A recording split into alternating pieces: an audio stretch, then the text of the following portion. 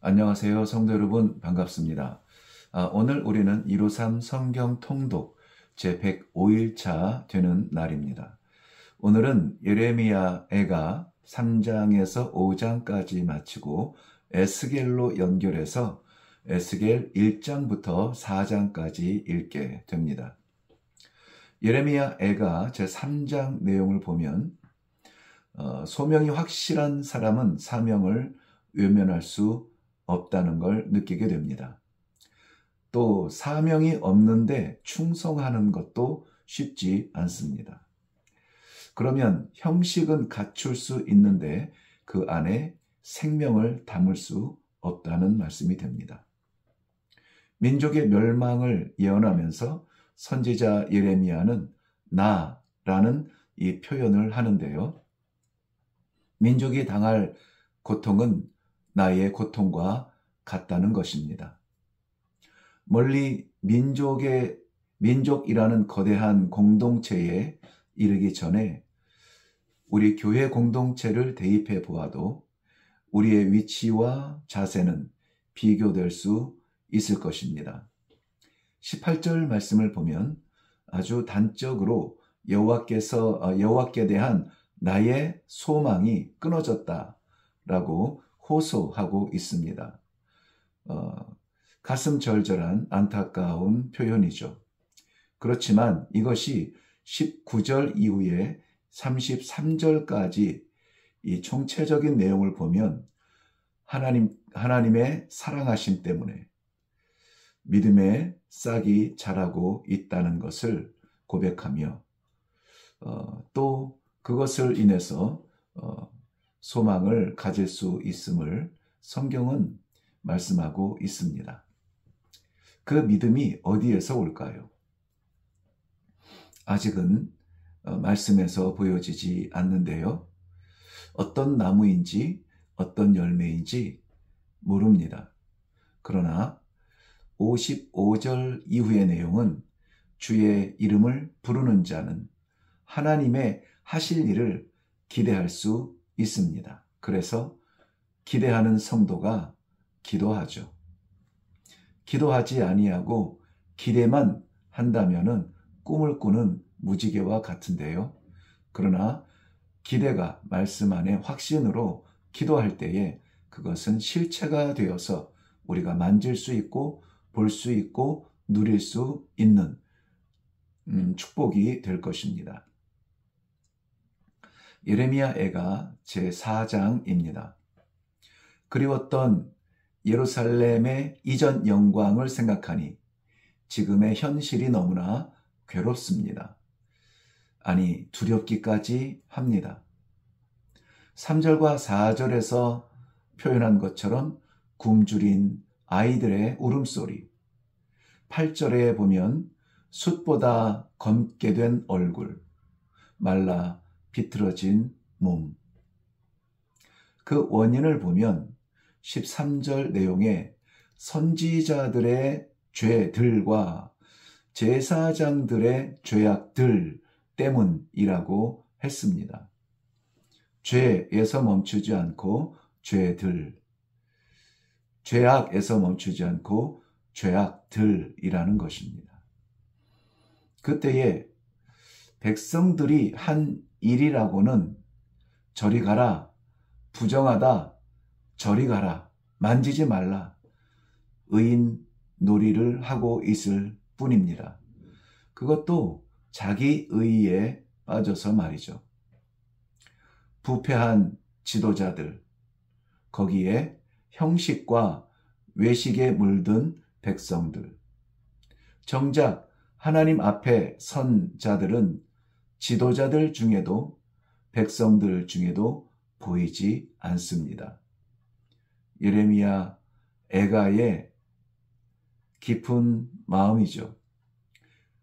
이것을 곁에서 바라보는 구경꾼 에돔은 즐거워합니다. 그런데 즐거워하는 저들에게도 임한 심판이 다가오고 있음을 저들은 모르고 있습니다. 애가를 멈추고 찬가를 부를 수 있는 기회는 말씀과 기도의 자리 뿐입니다. 예레미야 애가 5장입니다. 결국 하나님의 백성 예루살렘은 말도 안 되는 끔찍한 치욕 속에 빠집니다. 다 빼앗기고 남은 것이 없습니다. 6절에 보면 애굽과 아수르를 향해 도움의 손을 내밀었던 결과라고 기록합니다. 지금 우리의 손은 어디로 향하고 있습니까?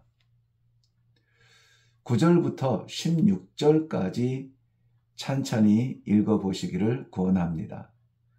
눈물이 납니다. 그렇지만 예레미야는 그의 애가를 여기에서 멈출 수는 없었습니다. 그의 애가는 그래서 다시 여호와를 부릅니다. 19절부터 22절의 간절한 기도로 여호와를 부르고 있는데요. 특별히 22절은 평서문으로 기록되지 않고 의문문으로 정말 그러실 것입니까? 정말입니까? 따지듯 기도하는데요. 의미가 있는 그런 하소연 같은 마음이 느껴집니다. 최종 결정 전에 여호와의 참뜻을 한 번만이라도 물어보면 좋겠습니다. 너무 쉽사리 우리의 감정과 우리의 판단에 의존하지 말고 불완전한 우리가 결정하지 말고 말씀 앞에 물어보고 기도 가운데 확신을 갖고 그리고 순종했으면 좋겠습니다. 이것은 어떤 면에서는 가장 쉬운 일이죠. 말씀 받고 기도하는 것. 또한 이것만큼 어려운 것이 없습니다. 내가 죽지 아니하고는 말씀이 나를 지배하지 못하고 기도의 자리에 나아갈 수 없습니다. 그런데 우리는 그래야 합니다. 말씀을 받아야 하고 기도의 자리에 나아가 하나님의 뜻을 받고 구하고 이루어야 하는 것이죠. 예레미야 선지자의 눈물은 그런 의미에서 뜨겁게 흐르지 않았나 이런 생각이 듭니다. 네, 우리는 에스겔서로 들어갑니다. 에스겔서를 읽기 전에 먼저 에스겔서에 대한 내용을 좀 요약해 보면 에스겔서는 구약의 계시록이라고 할 만큼 많은 환상과 함께 감춰진 계시들이 메시지들이 많이 담겨져 있습니다. 이것을 우리가 해석하려고 무리해서도 안 되겠지만 어렵다고 해서 그냥 건너뛰어서도 안 될 것입니다. 모든 성경은 하나님의 감동으로 된 것입니다. 하나님께서 그의 생명 같은 감동으로 우리에게 열어주시면 우리는 통독 가운데에서도 발견할 수 있을 것입니다. 에스겔은 20대 중반 정도까지는 예루살렘에서 제사장의 섬김을 위해서 훈련을 받아오던 젊은이였습니다. 그러던 중에 바벨론의 포로로 끌려가서 이제는 제사장의 역할이 끝이 난 줄 알았습니다. 그런데 한 5년쯤 지나서 30살 되던 해에 1절에 보면 30째 해 넷째 달이라 이렇게 되어 있죠. 30째 해를 다르게 해석하는 분들도 있는데요. 우선 단순하게 기록된 대로 보면은 에스겔 선지자의 30살 되던 해 넷째 달로 보는 것이 가장 보편적이고 정확하다고 생각이 되어집니다. 30살이라고 하는 것은 민수기 4장 3절 말씀에 보면은 제사장으로 훈련받던 제사장 가문의 그러한 자손이 드디어 제사장의 실무, 즉 제사를 드릴 수 있는 현장에 나아갈 수 있는 나이입니다. 그런데 그때 선지자로 부름을 받죠. 예수님께서 성육신 하셔서 이 땅에 오셔서 30세 되던 해에 공생애를 시작하는 그 내용을 우리는 이 구약에서 그림자처럼 느낄 수가 있습니다. 에스겔서는 하나님을 만난 자의 책임과 의무를 상징하는 단어인 파수꾼이라든지 마른 뼈의 환상이라든지 성전의 환상 등 우리가 잘 아는 익숙한 장면들이 기록된 곳이고요. 그 외에도 감춰진 메시지들이 많이 있는 그러한 책입니다.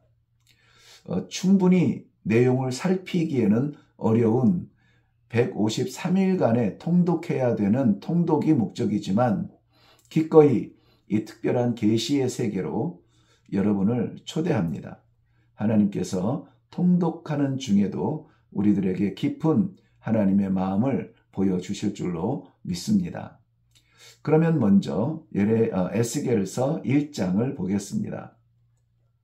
말씀드린 대로 에스겔서는 환상과 상징적 행동이 많은 책입니다.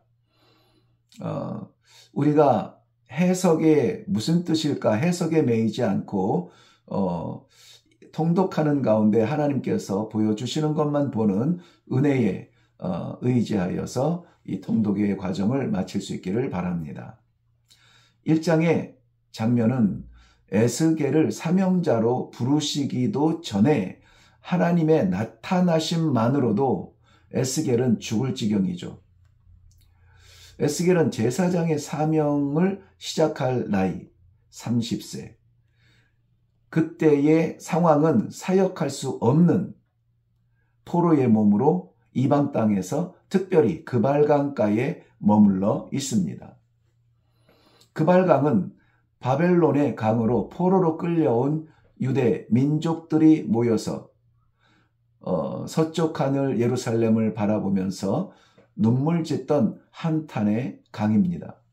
바로 거기 절망의 자리, 한숨 쉬는 그 자리에서 하나님께서 부르셨습니다.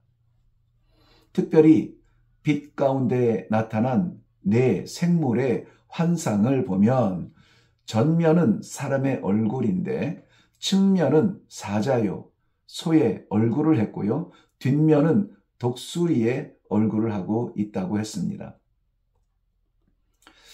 영을 따라가면서 또 빛이 있어 분명하게 볼 수 있고 바퀴가 있어서 빠르게 움직일 수 있고 그리고 눈이 가득하여 모든 것을 볼 수 있으며 많은 물소리와 같은 말씀이 있다는 사실입니다. 궁창 위 보좌의 여호와의 영광의 형상을 바라보며 그만 엎드러집니다. 말씀 앞에 우리는 엎드러지며 말씀을 받는 기도의 자리가 있어야 하겠습니다. 에스겔서는 그러한 자세로 읽을 때에 엄청난 은혜의 장이 될 것입니다. 에스겔서 2장입니다. 하나님께서 에스겔을 부르십니다. 인자야, 내 발로 일어서라. 내 발로 일어서라. 그런데 그 영광 앞에 감히 일어설 사람이 있을까요? 하나님의 영광의 보좌에서 들리는 그 음성을 들으며 어떻게 누가 그 앞에 설 수 있을까요? 하나님께서 그를 일으키십니다. 하나님은 에스겔을 선지자로 세워서 패역한 백성 이스라엘에게 보내십니다. 패역한 백성 가운데 하나님의 말씀을 전해야 합니다. 쉬울까요? 쉽지 않습니다. 아니, 어렵습니다. 그래서 6절 말씀에는 너는 가시와 찔레와 함께 있으며 전갈 가운데 거주할 것이라고 합니다. 가시와 찔레는 누구며 전갈은 무엇입니까? 모두 다 하나님의 이 말씀을 받아야 하는 이스라엘 백성들입니다. 저들의 마음은 가시와 찔레로 준비되어졌고 전갈 같은 쏘는 마음으로 채워져 있는데요. 그러한 가운데 하나님이 에스겔을 보내십니다. 왜 보내실까요? 치료하고 고치고 다시 세워서 이 땅의 빛으로 드러내기 위해서죠. 에스겔은 하나님의 말씀도 알겠고 백성들의 형편도 알겠습니다. 그 가운데에서 어떻게 할까요? 에스겔의 사명은 찔레와 가시, 전갈처럼 품고 있는 백성들을 고치는 게 아닙니다. 저들을 바꾸는 것이 에스겔의 사명은 아니에요. 듣든지 아니 듣든지 너는 내 말로 구하라. 너는 에스겔이죠. 내 말로 구하라. 여기서 나는 에스겔이 아니라 하나님입니다. 그래서 에스겔은 하나님의 말씀을 그대로 고하는 것이 사명인 것입니다. 그리고는 하나님께서 그를 빈 마음으로 보내지 아니하시고 고할, 외칠 말씀으로 먼저 에스겔을 먹이십니다. 에스겔서 3장입니다. 하나님께서 에스겔 선지자가 고할 말씀을 보여주시는데요. 두루마리에 담긴 애가와 애곡과 재앙의 말입니다. 그리고 이것을 먹으라 하십니다. 당연히 먹고 싶지 않죠. 그런데 놀라운 일이 있습니다. 이것을 먹으니까 먹고 싶지 않은데 먹으니까 뭐라고 고백하냐면 입에 달기가 꿀과 같다. 이것은 알아듣지 못하는 사람들이 아니라 이스라엘 민족에게 보내는데요. 이들이 아무리 반역하는 족속일지라도 두려워하지 말고 듣든지 아니 듣든지 고하라, 외쳐라고 하십니다. 하나님은 그를 들어 올리셔서 심오한 영적 체험을 하게 하시고 그발강가로 보내십니다. 하나님은 에스겔을 파수꾼으로 세우십니다. 파수꾼의 사명은 본 것을 말하는 것이죠. 추측하거나 꾸며내거나 백성들이 듣기 좋은 것이 아니라 정찰하면서 파수하면서 눈으로 본 것을 백성들에게 외쳐야 되는 것입니다. 그렇기 때문에 에스겔이 말해야 하는 것은 하나님께서 그 입에 주신 말씀입니다. 듣는 자 역시 들을 자는 들을 것이요 듣기 싫은 자는 듣지 않을 것입니다. 에스겔서 4장입니다. 말씀을 위한 도구가 등장하는데요. 토판 위에 그린 예루살렘입니다. 철판을 두어서 예루살렘을 둘러싼 형상을 만들죠. 왼쪽으로 390일을 누워 이스라엘의 죄를, 오른쪽으로 40일을 누워 유다의 죄를 담당하라고 하십니다. 이 행위적인 메시지는 숫자가 390일, 40일, 날짜에 대한 정확성보다는 이스라엘의 포로 이후의 복귀까지의 기간들, 그 다음에 40일은 유다의 포로 이후의 복귀까지의 회개할 수 있는 그 공백 기간을 상징한다고 볼 수 있습니다. 줄로 몸을 묶어 움직이지 못하는 상태, 바로 포로된 상태를 말하죠. 제사장에게 아무리 어려워도 인분을 태워 구운 떡을 먹으라. 에스겔은 부정함을 저지를 수 없다면서 그의 정직성을 지키려고 합니다. 그렇지만 하나님께서는 결국 쇠똥으로 구워서 먹게 하십니다.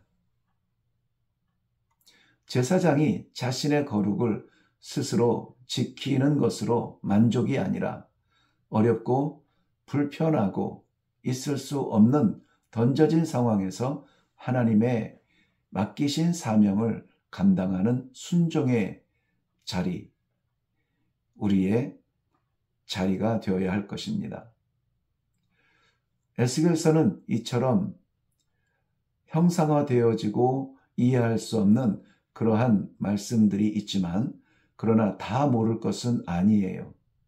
이것을 소설처럼 읽는다면 소설이 될 것이요. 하나님의 역사로 읽는다면 이 역사는 우리에게도 나타날 역사인 것입니다. 지금도 살아계신 아버지께서 우리에게 이러한 말씀을 깨닫게 하시고 보게 하시고 듣게 하시고 읽게 하시는 것, 늘 말씀드립니다마는 이것은 우리의 지식을 채우는 어떤 경험이 아니라 하나님의 뜻을 알아가는 놀라운 은혜의 기회가 될 것입니다. 오늘도 이 말씀을 통독하면서 하나님의 그 사랑의 음성을 들을 수 있기를 바랍니다. 수고하셨습니다.